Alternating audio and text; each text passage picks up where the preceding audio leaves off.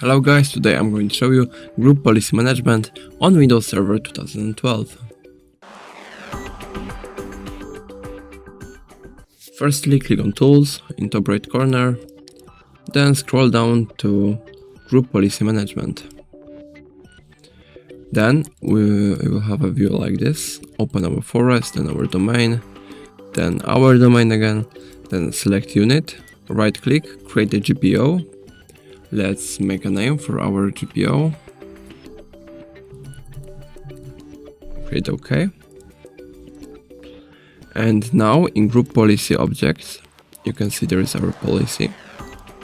We can right click and edit. And as you can see, there is like computer configuration, preferences, control panel settings, Windows settings. We can select files or user configuration, preferences. There's a lot of different things.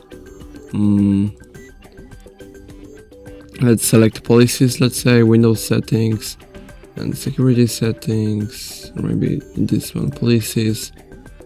There's a control panel, personalization, force specific default, rocks clean.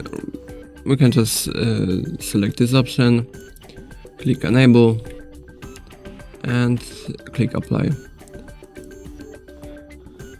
And as you can see, we would for it to work we would have to create a path to lock screen image, but as you can see it works. Do not display the rock.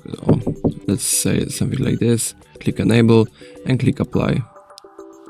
As you can see, everything works fine.